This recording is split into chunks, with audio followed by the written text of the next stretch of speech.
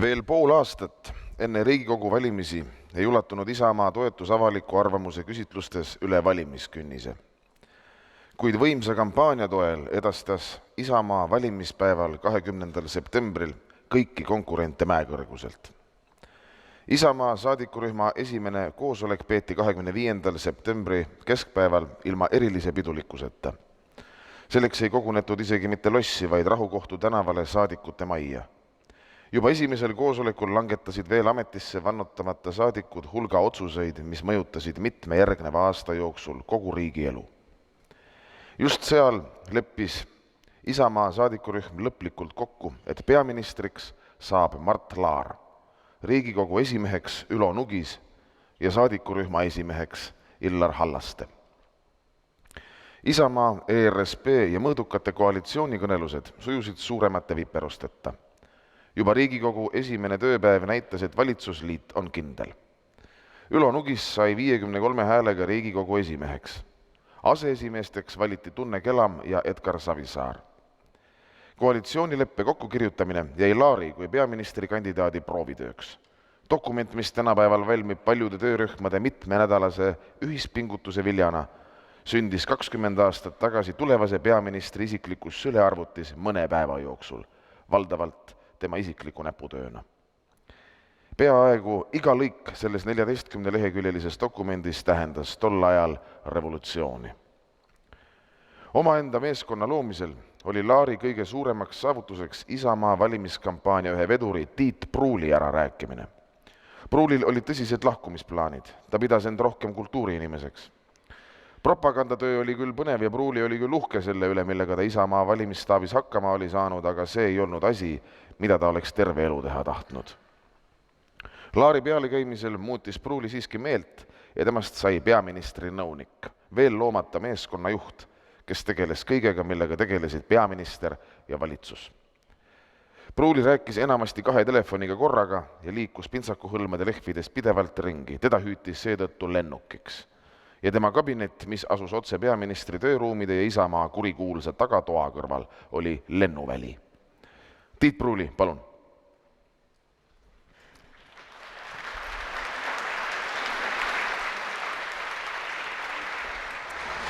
Tere, head sõbrad! Urmase juttu kuulates mõtlesin mina, et raske või mitte, aga iga algus on ikkagi ilus. Siin teatriseinte vahel tasuks ehk meenutada Shakespeare'i tragöödiat Julius Caesar. Mäletate, Caesar saabub Rooma, ta on just võitnud Pompeiust, kes on oligarhide sümboliks ja toimub pidulik defilee läbi Rooma linna.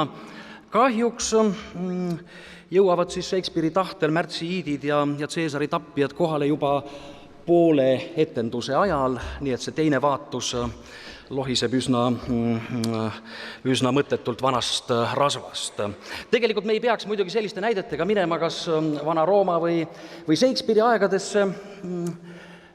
Meenutame Eesti Aleksandri kooli, erakonda Res Publica, erakonda Eestimaa Rohelised. Need on kõik traagilised näited sellest, kuidas ilus algus on kestnud vaid keskpaigani, lõpp on aga enamasti siis omavahelise lolli nääklemise tõttu käest läinud. Usun, et kõik kaasvõitlejad siin ja võitlejad üldse on palju mõelnud selle peale, et kas see esimene sõjajärgne põhiseaduslik valitsus oleks võinud ka teise vaatuse paremini välja vedada. 20 aastat on möödas, ma olen kindel, et täna võime me rahulikult, ilma võltspateetikata siin Iraed stuudio mõelda selle peale, mis võinuks teisiti teha, et tolle imepärase valitsuse panus oleks olnud veelgi olulisem. Tihti oleme rääkinud sellest, kui raske see algus oli.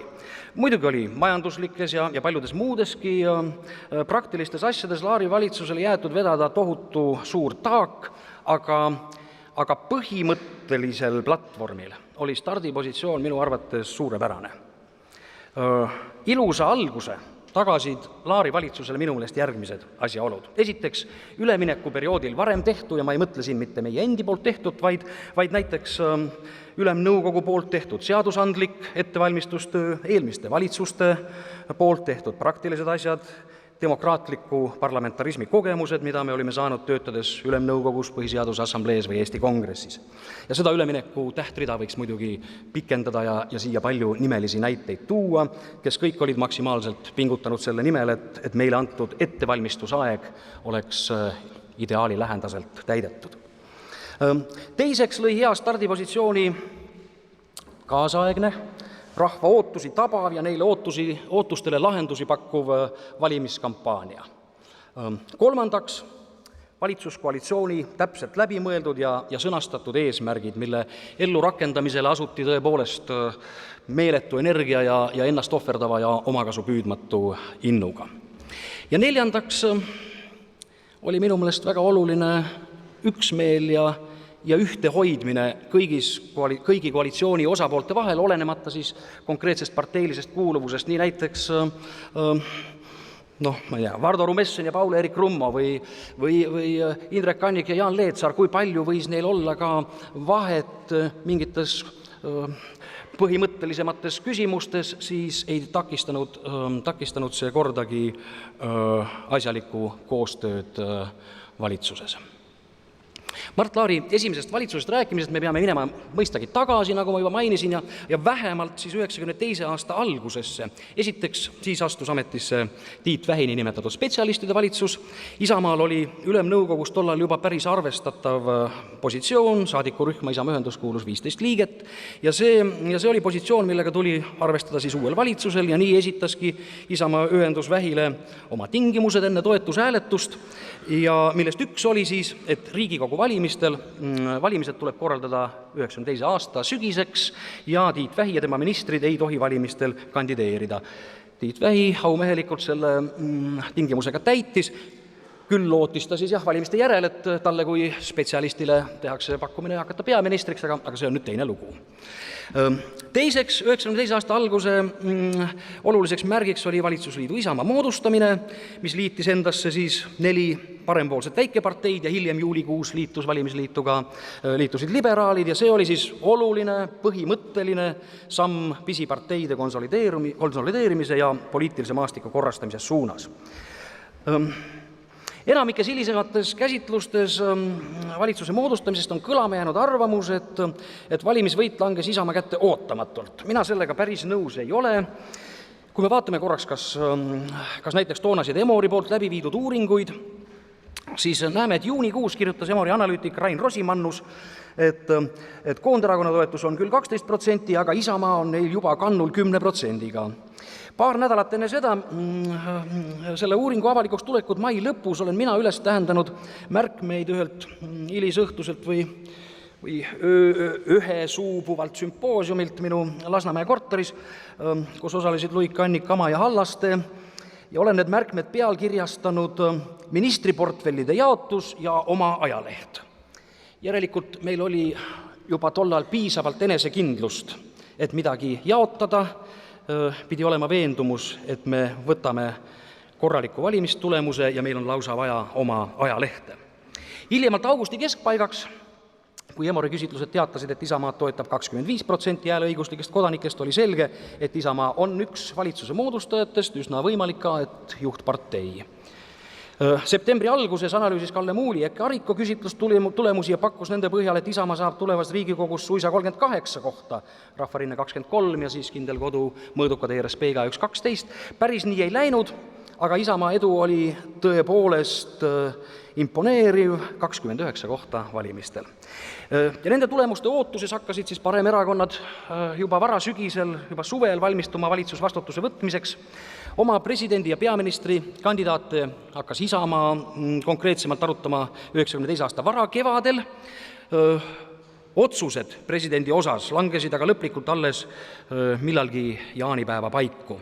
Isamaa presidenti kandidaati Lennart Meri asusid toetama ka Mõõdukad ja Merist sai kogu kampaania hea ja võimas vedur. Isamaa ei olnud kampaania ajal teadlikult välja pakkunud siis oma peaministri kandidaati.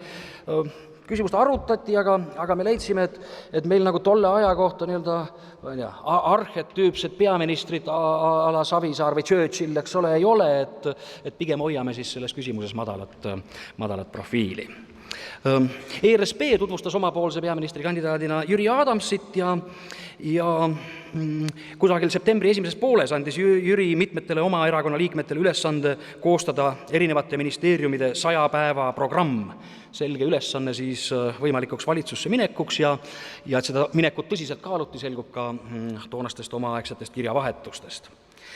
Kokkuvõttes seda Isamaa ja tema liitlaste kampaaniat võib julgelt pidada esimeseks läänelikuks valimiskampaaniaks Eestis oma plusside ja oma miinustega. See oli fokusseeritud kindlatele sõnumitele, kindlatele valija segmentidele ja ka negatiivse kampaania puhul, mina julgen öelda, ei ületanud me päris heade tavade piire. Nii, meeleolukaks vahepalaks. Savisaarel oli kombeks regulaarselt vastata telefonikõnedele, oma valijate telefonikõnedele. Meie panime ajalehte, see oli Nelli Teataja, kuulutuse müün Nokia talvekumme ja teen Soome viisasid. 2 nagu kõige kuumemat artiklit, mida üldse võib ette kujutada tollal, eks ole. Ja siis alla Keskerakonna staabi telefoninumbri, millel siis Savisaar vastas. Oli võib-olla teatud segadust vaenlasel leeris, aga igatahes palju poisikeselikku õhinat meie endi hulgas. Ja meie kõige kuulsam valimisaegne artikkel, kindlasti mitte kõige olulisem, aga kõige kuulsam oli siis ehk see tuntud kleeps, mida me kleepisime endiste parteitöötajate ja komsomoli tegelaste plakatitele, see ju vana kommar. Palju olulisem oli aga koalitsioonileppe läbitöötamine. See ei olnud, ma olen üsna kindel, pelgalt kirjutamine Mardi arvutis, see oli palju pikema analüüsi tulemus, kus arvestati nii Isamaa ERSP mõõdukate valimisprogramme, neid samu 100 päeva projekte, mida ERSP tegi, kui paljusid muid valimisaegseid dokumente, kus siis oli üsna osavalt ja ausalt pigistatud välja kogu või vähemalt enamus propagandavett ja kõige nurgelisemad eriarvamused. Ja kui nüüd seda dokumenti tänase päevaga pilguga vaadata, siis kõige tugevamad ja oma ajaproovidele vastupidavamad on minu meelest olnud peatükid majandus, krooni stabiilsus, kiire omandireform ja ulatuslik erastamine, väliskapitali kaasamine. Ja meenutan, eks ole, et Isamaad, ERSP-d, ka mõõdukaid ükski tõsine ajakirjanik või oponent ei pidanud mingisuguseks majandusmeesteks. Kindlasti oli teine alguse tähtis ülesanne veel enne valitsuse kokkupanekut oma tegevusele ka administratiivse ja bürokraatliku raamistiku loomine, mida koalitsioonileppes markeerib lühike, aga väga oluline peatükk valitsusreformi läbiviimine.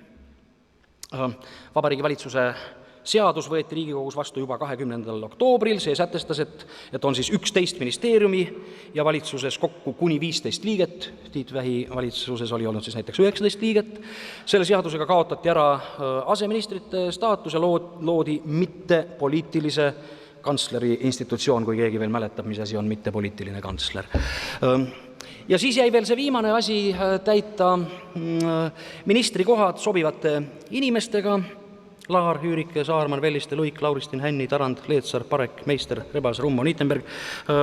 Tõesti püüti seejuures leida parimaid, mitmed nimetatutest, eks ole, ei olnud ju ühegi erakonna liikmed. Aruteludest jooksid läbi veel paljud nimed, võimaliku keskkonnaministrina nähti näiteks botaanik Jaanus Paali või bioloog Andres Koppelit, esimeseks rahandusministriks oleks võinud saada Ardo Hansson, Peeter Pütsep või Eiki Kranich, kaitseministri toolil oli valmis astuma Kaido Kama. Mõne päeva eest, kui me Jüri Adamsiga lappasime vana ERSP arhiivi, siis leidsime sealt ühe nimekirja, kus sotsiaalministri kandidaadina oli kirjas, loen Jüri konarlikku käekirja, loen Kork. Küsin, kas seesama Kork? Seesama, noogutab Jüri tähendusrikkalt. Ja siis sai alata see tegelik sisuline töö, mida meilt oodati, erastamise ja omandireformi käivitamine, väevägede väljaviimine, pensioniseaduse väljatöötamine, võitlus kuritegevusega, armee ülesehitamine ja relvastamine ja nii edasi, ja nii edasi, ja nii edasi, ja nii edasi. Kõik see, millest täna kohe pikemalt rääkima hakatakse. Kui ma nüüd lõpuks mõtlesin, et kuidas lühike sissejuhatav jutt lühidalt ja arusaadavalt kokku võtta, siis kas kutseline näitleja ei ole tulnud veel lavale, et mulle märkus teha, et aeg on läbi, muidu ma oleks tahtnud öelda Shakespeare Othello. Aga võib-olla tekitab see ka asjatuid assotsiatsioone, nii et ma ütlen lihtsalt kirg ja kirg. See oli väga kirglik aeg ja nagu me teame, kirelõõmas tehakse maailma kõige ilusamaid asju ja mõnikord tehakse mõni väike lollus ka. Aitäh teile, sõbrad!